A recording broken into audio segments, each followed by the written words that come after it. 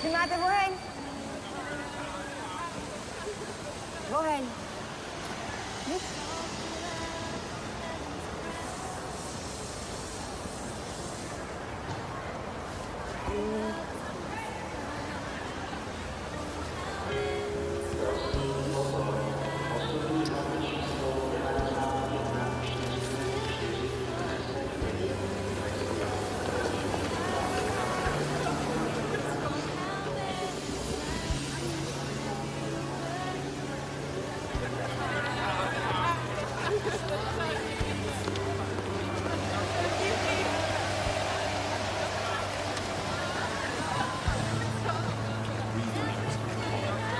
Now I got these college kids like a discotheque.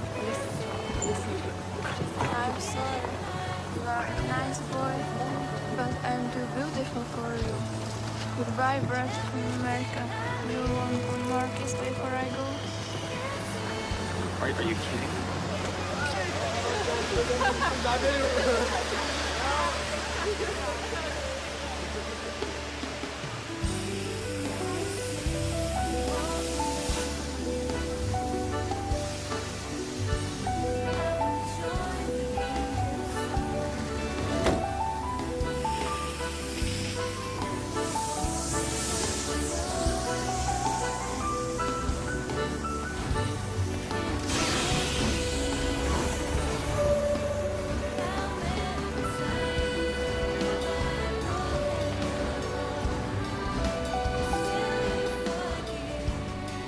I am here tonight to tell you about a father who loved his son and a son who loved his dad. The way this story is going to unfold for you is a little bit different, because I want to bring it to you. You see, a dad would go home and he would go by the school. Every now and then he would pick up his son and say, "Son, why don't you go to work with me?" The boy loved that. And when his dad would just come and pick him up, he was the happiest boy ever. He knew that he would get to spend the afternoon with his father at work, and he would get his coat and they would walk, and he would bring hot chocolate for his son, for it's really cold, and they would go through. But this boy was different. This boy would see things. This boy wasn't normal. And when they were walking one afternoon going to where dad worked, this boy would notice things that other people wouldn't notice. He see things other people wouldn't see. He sees a man in a bathrobe in the middle of the street who's yelling at a second-story window. He sees a woman who's very angry at him and doesn't really want to hear what he says. This boy, as the rest of the world hustles by, he slows down. He sees the hurt and the pain. He sees the anguish and the sorrow. He sees the window close and a desperate man trying to what he did doesn't matter.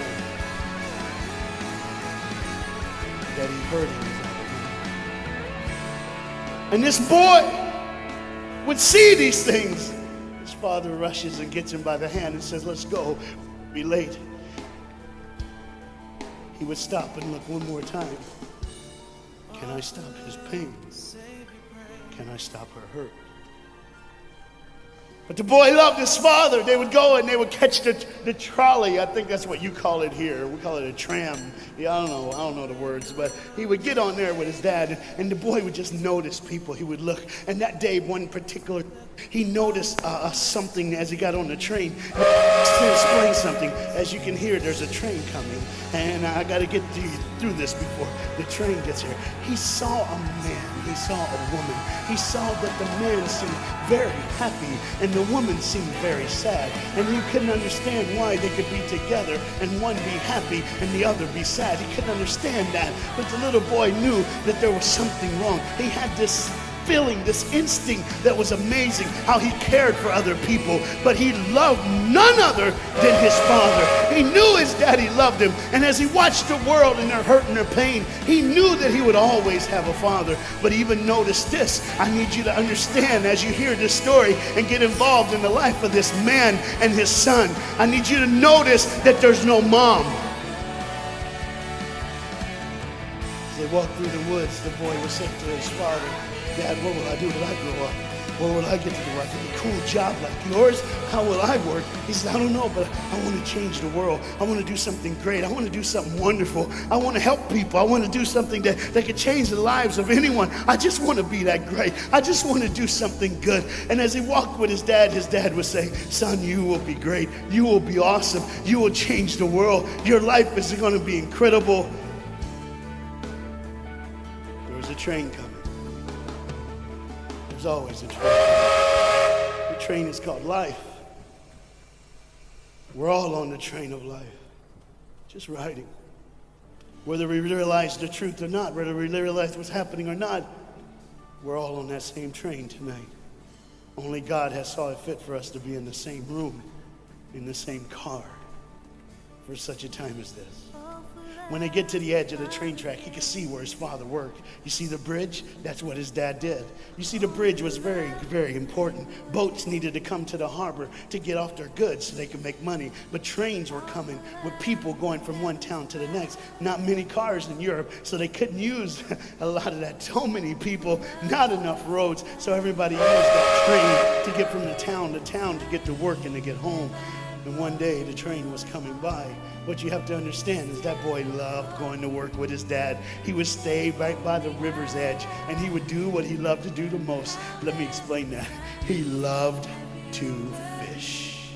Anybody like to fish here? All the guys go,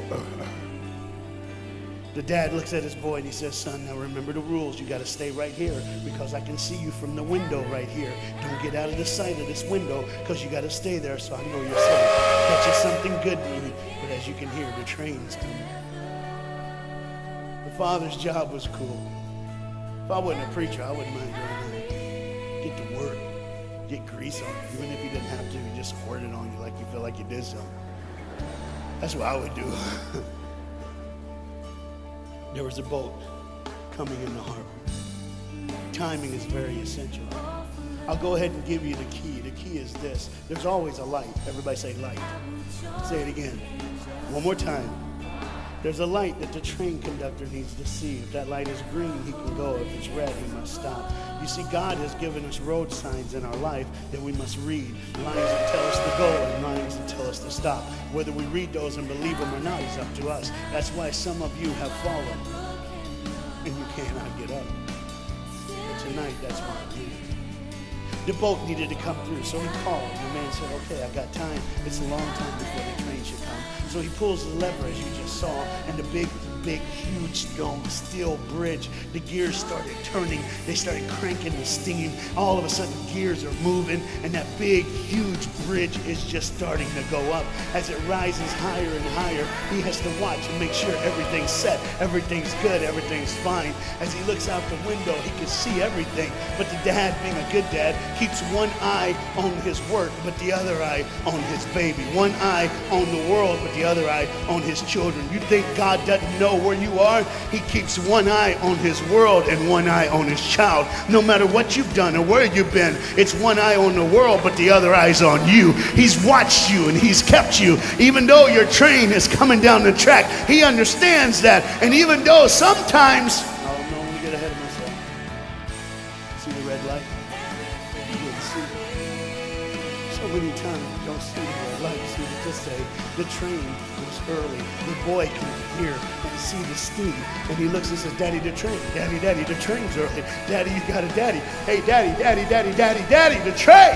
Daddy, the train's coming. But the dad was looking at the gears, making sure he had enough oil, making sure there was enough steam to get the bridge back down for the train. And the boy knew one thing. Now listen, the boy knew that his dad one time showed him where the trigger was. It was a red lever. If he pulls it, the train bridge would collapse down fast, and and the train would be able to come across. All the boy knew was there were people on that train. There were people that needed to be saved. There were people that had, some of them just with their friends having a good time, like everything's fine. They did not know that the bridge was up. They did not know what was coming. They're just living their life like you and me, just going down the road, just being our own thing, doing our own thing. And the dad all of a sudden hears the train coming. He looks, and then he said, oh, my son. He looks out, and his boy's gone. He's like, oh my God, where's my son? Where's my son? He got to figure out. He looks back just in time to see his son trying to save the day.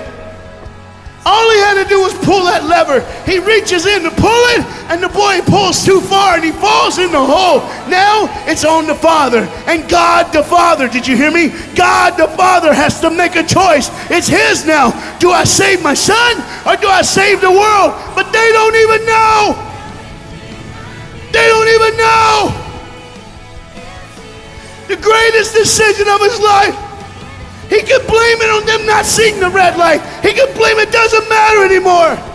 Pull the lever, save the world. Leave it up, save your son.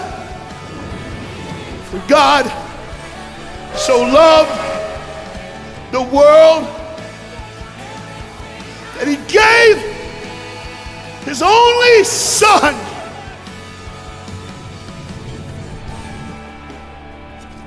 Whosoever believes in him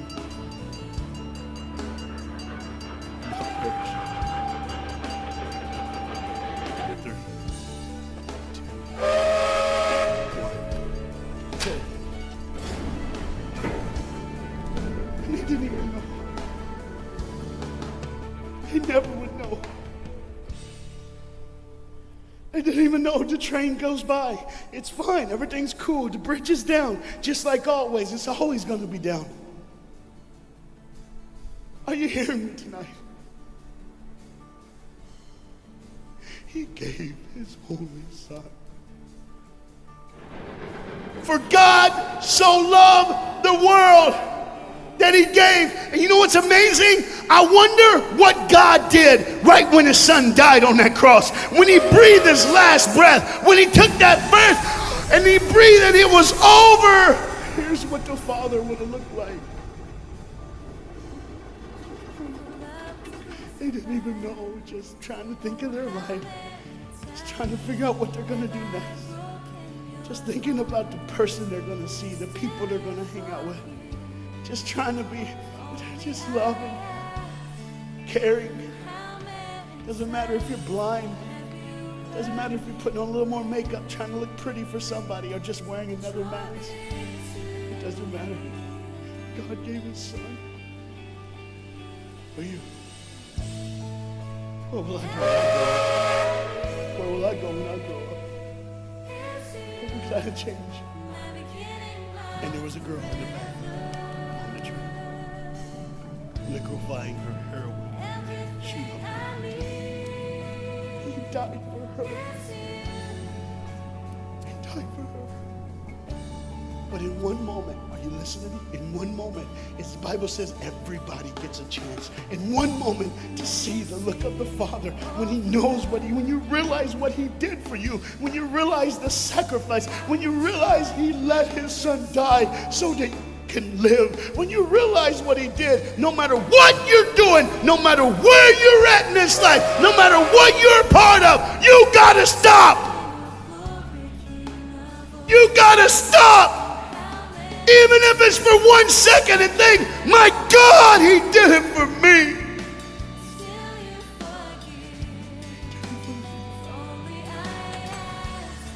I pray to God you drop what you're doing.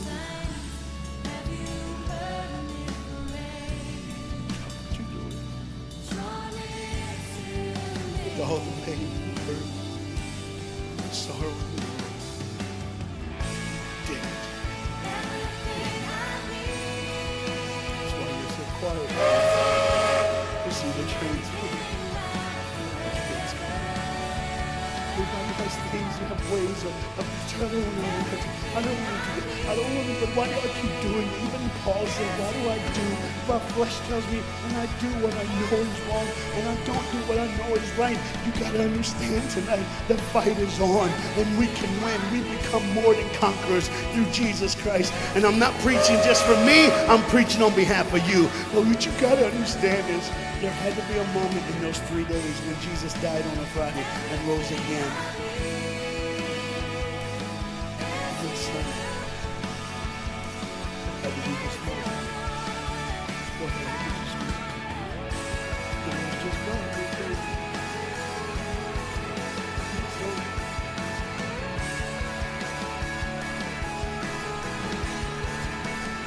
those sins have to be committed on the Sabbath day.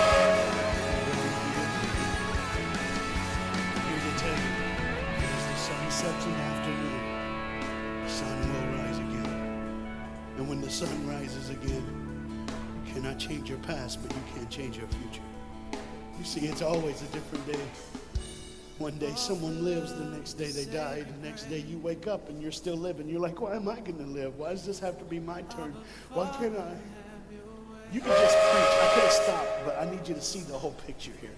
You see, because when God the Father gave his only son, when Jesus Christ breathed his last breath and he died, he did it in a way that you can never ever say, you don't know me, you don't understand me, God don't understand my pain, God don't understand my sorrow. You see, that's the very train that boy was on. That's the very train that he was on. And as this dad remembers, look real close. You see the pictures of the people? Bam, there they are. If there's somebody added in the picture, bam, there they are. Do you see who's added in it? And every face of every person, Jesus is in their life. Why? Because when you're the greatest sacrifice, you always end up in everyone's life. No matter where they are, who they are, he did it so that you can say he was there all the time. Waiting patiently. Jesus Christ. And the train keeps coming.